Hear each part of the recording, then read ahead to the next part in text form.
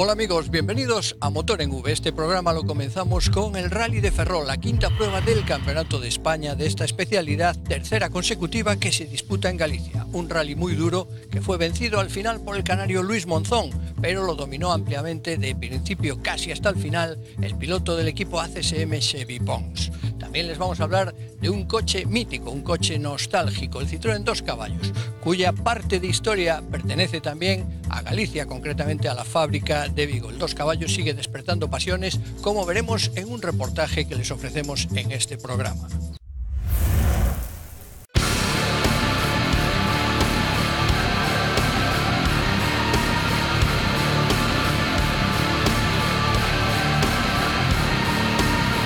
El Rally de Ferrol, disputado el pasado fin de semana, fue la quinta prueba del Campeonato de España de Rallys y tercera consecutiva disputada en Galicia.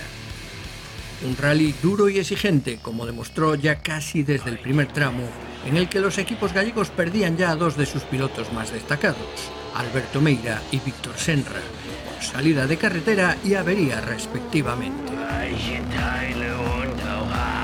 Así, en el primer tramo de San Sadurniño a Somozas, veíamos que la lista de favoritos se quedaba reducida a Chevy Pons, que marcaba el primer scratch sobre el Mitsubishi que traía en esta ocasión, al canario Luis Monzón, líder del campeonato, con su Mini World Rally Car que marcaba el segundo tiempo, y Sergio Vallejo, que no estaba nada cómodo en los tramos ferrolanos con su Porsche.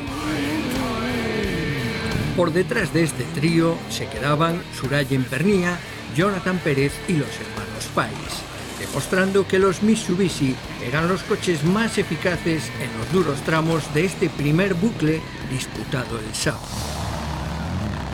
Entre los coches de dos ruedas motrices, todo hacía esperar un nuevo duelo entre los Suzuki de Vinges y Anchústegui y el Citroën DS3 de García Ojeda. En este rally, el actual campeón de España, Miguel Fuster, dejaba su Porsche habitual para tomar el volante de un Suzuki de la Copa, en el que la marca japonesa intentará subir en cada rally a un campeón de España. También entre los pilotos locales, Pablo Rey se subía a otro Suzuki S1600 oficial, mientras David Grandal salía al volante de un Mitsubishi con el que acabaría haciendo un gran papel. En el segundo tramo de Asomozas a Aspontes era Sergio Vallejo quien se imponía, por delante de Pons, que mantenía su liderato, y Luis Monzón, mientras Joan Vinges engrosaba la lista de damnificados con una rotura de la correa del alternador. El segundo bucle confirmaba la supremacía de Chevy Pons, que poco a poco abría brecha sobre Monzón y Vallejo, que hacía lo imposible por seguir el ritmo de los dos hombres de cabeza sobre unos tramos muy estrechos para su Porsche. La segunda pasada por San Sadurniño dejaba un nuevo abandono, esta vez el de Pernía, mientras Grandal, apoyado por la afición, comenzaba a despuntar ya con tiempos entre los mejores. El último tramo, el de Ferrol, a pesar de sus cortos 9 kilómetros, dejaba también sentenciada la carrera para los hermanos lucenses Sergio y Diego Vallejo, que primero penalizaban en un control 2 minutos y después se salían en el tramo teniendo que cambiar la llanta. Tampoco Jonathan Pérez se sacaba la espina tras sus últimas desgracias y abandonaba, como vemos en estas imágenes, en pleno tramo, con problemas en su bomba de gasolina. Al acabar esta sección, Sergio Vallejo no estaba precisamente muy contento. Mal, un desastre, la verdad, pero bueno, en fin, el rally la verdad es, no sé, las carreteras rotísimas, con mucha grava. Yo intento estar ahí, pero qué va, imposible. Los tramos de hoy están más o menos limpios, pero aún así me sacaba mucho delante. Y cuando vas un poco por encima de lo que toca, pues me salí la carretera en el último, no perdí mucho, pero en la salida en sí, pero luego tuve que parar a cambiar el neumático, era el trasero, poner el delante detrás, en fin, todo ese rollo. Y total que, no sé, vamos a reparar los pocos daños que tiene el coche y lo meteremos al parque cerrado y lo decidimos a ver, porque la verdad el presupuesto tampoco está como para correr el día de mañana y destrozar el coche, porque los frenos de mañana son más de un rally de un ride que de un rally de asfalto, así que no sé, vamos a decir después. Yo por la afición me gustaría seguir, pero no podemos tirar el presupuesto por la borda rompiendo el coche para hacer el mejor de los casos, un quinto o cuarto puesto. En fin, vamos a decir después en frío. Al acabar esta primera etapa, el hombre más feliz del rally era Xevi Pons, el líder. Bien, ha ido bien, hemos empezado bien, pero bueno, mañana es muy duro, hay que ser prudentes, llevamos 15 o 16 segundos, no es mucho, pero contentos, muy contentos del primer día. Mientras el canario Luis Monzón se sinceraba y reconocía que no podía con el catalán. La verdad es que contentos, aunque Xevi está yendo muy rápido y me es imposible alcanzarlo. No me estoy guardando nada, ¿no? Estoy corriendo. Yo decía que si se ponía difícil esto iba a levantar y tal, pero no he levantado. He seguido corriendo, pero está corriendo mucho y está corriendo más que yo, y entonces, o más que nosotros. Entonces va el primero a 15 con algo, creo que es, y nosotros segundo, que nos viene muy bien para el campeonato esta posición. Mañana tengo que pasar por 2 tramos que antes con Xevi hablando de, oye, no sé poner las ruedas de tierra y la suspensión y subirlo, ¿no? Bueno, son tramos difíciles, cualquiera de los dos. Mira, él llegó pinchado ahora en este tramo, no en el anterior, pinchó poco antes de la meta, pero pinchó. Si esa cosa te ocurre 2 kilómetros o 3 kilómetros antes, ahí te pierdes muchos segundos. O sea, mañana es fácil pinchar en cualquier lado, salirse en cualquier curva. Con lo que vamos a ver cómo dormimos esta noche, pero mañana va a ser un día difícil. Y así comenzaba una difícil segunda etapa con los tramos de Vilarmayor y Guixoa e Guixoa-Monfero como definitivos para el triunfo final.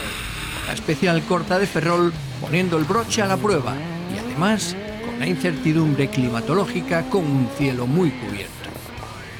Pons atacaba en Vilarmayor para aumentar su ventaja, pero sufría un toque con una arqueta y pinchaba, sufriendo además problemas en la suspensión. El tiempo perdido por el piloto del ACSM hacía pasar el liderato a manos de Luis Monzón, que seguramente no se lo esperaba. Al mismo tiempo, la segunda unidad del equipo ACSM, llevada por los hermanos Pais, comenzaba un ataque a los puestos de podium, y así firmaban segundos en 3 tramos e incluso se llevaban el primer scratch de su carrera en el postrer tramo de Ferrol, aupándose hasta la segunda plaza. El equipo vigués paliaba así la pérdida de Pons, que se retiraba por los problemas del coche. La pelea entre los 2 ruedas motrices de Gorka Anchustegui al volante del Suzuki oficial y de Enrique García Ojeda con el Citroën tomaba tintes épicos, pero al final era el cántabro el que se llevaba el gato al agua, completando el podium y demostrando que su coche es cada vez más competitivo.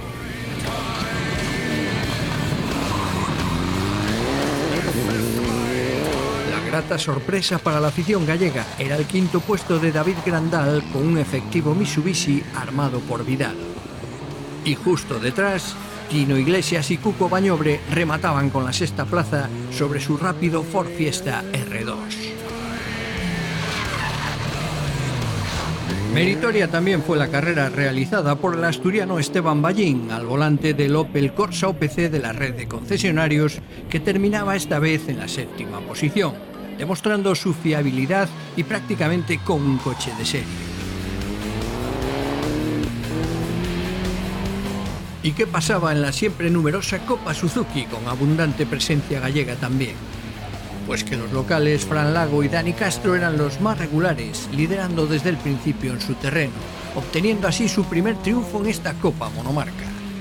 Sus rivales, Adrián Díaz primero, Víctor Pérez y Pablo Pazó después, fueron acusando problemas sobre las difíciles carreteras gallegas, lo mismo que Marcos Rodríguez, que abandonaba prematuramente. Al final Pazó remontaba hasta el 3er puesto, pero no podía impedir que tanto Fran Lago como Adrián Díaz acabasen por delante de él. Esta Copa monomarca reúne a un buen número de pilotos en el campeonato, como vemos en estas imágenes grabadas en el interior del coche de Edgar Vigo, con Fátima Meneiro cantándole las notas. Graba al final carril 25, muy bien, derecha 9 larga, se cierra. Acabada la prueba, Luis Monzón mostraba su satisfacción después de un rally tan duro. La verdad es que muy contentos porque salíamos con bastante miedo porque los tramos eran muy complicados y no sabes en cualquier momento que te podías quedar, pinchar o romper el coche, eran tramos muy duros. De hecho, fíjate que todos los contrincantes han ido quedando uno detrás del otro, ¿no? La pena lo de Chevy, bueno, la pena la de todos, porque son todos amigos y tal, pero bueno, Chevy en particular, porque iba ganando el rally y tuvo un problema mecánico y al final se quedó, si no hubiese sido imposible ganarle en este rally. Pero no menos encantado estaba Alex Pais, que junto a su hermano Santi se subían por primera vez al podium en el Campeonato de España. Sí, la verdad que al principio del rally, ¿qué no le iba a decir? Ferrol siempre es un rally durísimo, es un rally que siempre hay bajas como vimos, y bueno, también nos ayuda un poquito, ¿no?, las bajas de los de adelante, pero bueno, ayer, después de los problemas que tuvimos, llegar en el sexto puesto a final de etapa y bueno, hoy tener que apretar y salirnos todo bien, pues estamos más que contentos. También García Ojeda se mostraba contento con su mecánica. Muy contentos, hemos luchado mucho, ha sido un rally muy duro, muy largo, muy complicado. Y la verdad que Gorka ha hecho una gran carrera, está empujando todo el rato, nos ha tenido ahí, pero bueno, muy bien, ha sido muy divertido y hemos disfrutado mucho la carrera. Gorka Anchustegui respiraba tras un rally tan complicado. Un rally duro, terminado y bueno, estamos contentos porque bueno, ha sido un rally muy difícil, ya los tramos de ayer y bueno, y al final estos tramos se ensucian mucho, es lo que hace difícil el rally, ¿no? Y bueno, al final son kilómetros también y bueno, con tracción delantera que sufrimos bastante en estos terrenos, yo creo que estamos contentos. Y en la Suzuki, Fran Lago saboreaba las mieles del triunfo.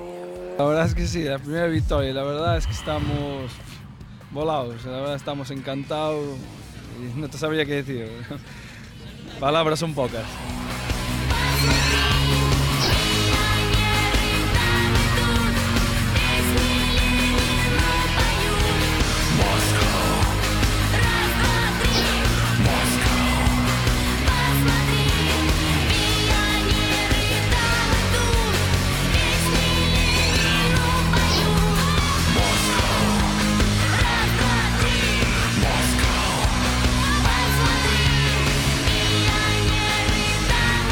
Llega ahora la etapa asturiana de este campeonato, con el Príncipe de Asturias y el Villa de Llanes, aunque el título cobra ya color canario.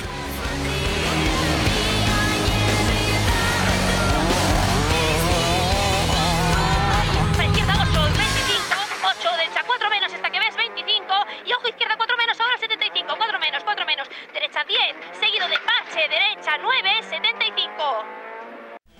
Si quieres conducir cómodo por la ciudad o prefieres una vida todoterreno, el Suzuki SX4 renueva el plan PIBE y con el más completo equipamiento. ¿Lo vas a dejar escapar? Suzuki SX4 con plan PIBE y 3 años de garantía, de mantenimiento y de asistencia en carretera desde 12.320 euros. Todo lo que necesito.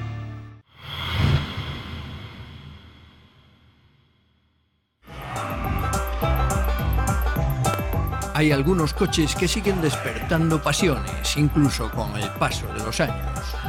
Y no tienen que ser necesariamente modelos de lujo o deportivos de gran valor. Ese es el caso del simpático Citroën 2 caballos, un modelo que comenzó a producirse en los años 50 y que supuso la llegada de un vehículo popular primero a las carreteras francesas y después al resto de Europa. Para reunir a los fans del modelo en todo el continente, se celebra cada 2 años una reunión que en esta ocasión tuvo en España su punto de encuentro. En el circuito de Motorland de Aragón se reunieron más de 3.000 vehículos de este modelo, que provenían de 38 diferentes países. Con todo tipo de pinturas y decoraciones, los viejos 2 caballos demuestran que todavía están muy vivos, a pesar de que en 1990 dejaron de fabricarse después de 5 millones de unidades producidas. Por cierto, que la de Vigo fue una de las fábricas en las que se produjeron estos vehículos en sus inicios en los años 50. En la reunión de Motorland, los amantes del 2 caballos exhibieron sus habilidades de todo tipo, entre ellas la de desmontar y montar de nuevo un motor en el menor tiempo posible. En Motorland además se pudieron ver algunos de los vehículos antiguos de la marca que han hecho historia. Por cierto, que hace mucho tiempo que se habla ya de una nueva generación del 2 caballos, actualizado, claro, a modo de remake, como han hecho Mini o Volkswagen con el Escarabajo.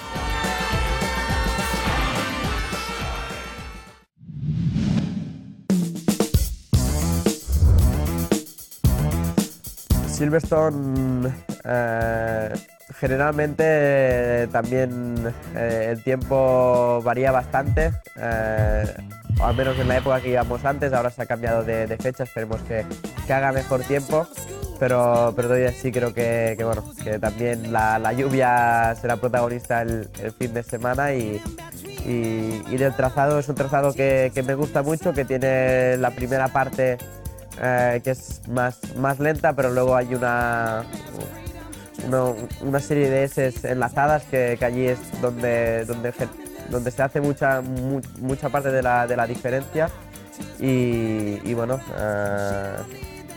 como dices tú, el año pasado sufrí bastante cómo buscar la puesta a punto. No me acabé de encontrar esto en todo el fin de semana, pero esperemos que este año pues cambie bastante y bueno, es un circuito que siempre me ha gustado también.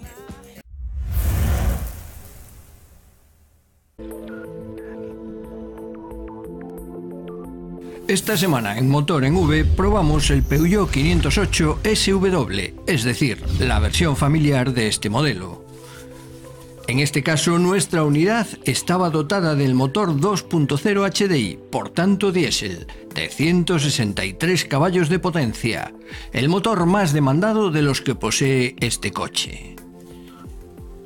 Este modelo, que sustituyó al 407, ha dado un salto cualitativo muy importante, que lo coloca más cerca ahora de los premium de esta categoría. Se trata de un familiar con un estilo moderno, en el que Peugeot ha intentado cambiar su imagen, dotando ahora todos sus modelos de una fisonomía parecida, en base a una parrilla delantera que ahora parece flotar bajo el capó, mucho más musculoso gracias a pronunciados perfiles. Al mismo tiempo, se han estilizado también las ópticas. La línea lateral del coche es una de las que más ha ganado, con una cintura ascendente y un pilar trasero muy inclinado, con una tercera ventanilla muy estilizada. La imagen desde atrás es una de las más atractivas, con pilotos que se deslizan desde el lateral de la carrocería hasta el portón, por cierto coronado por un discreto spoiler.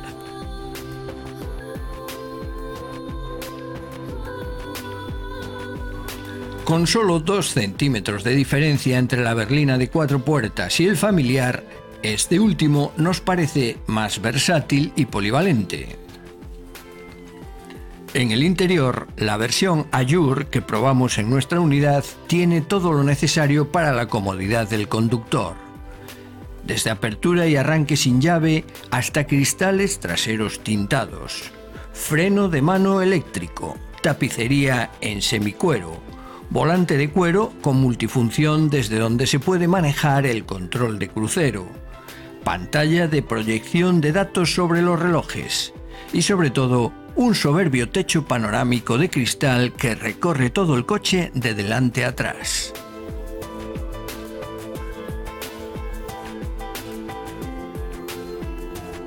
Una pantalla sobre el salpicadero sirve para reflejar los parámetros que se manejan desde un joystick en la consola central, muy parecido por cierto al de Audi, con el que se puede seleccionar el navegador, la radio y los sistemas multimedia, amén del teléfono manos libres.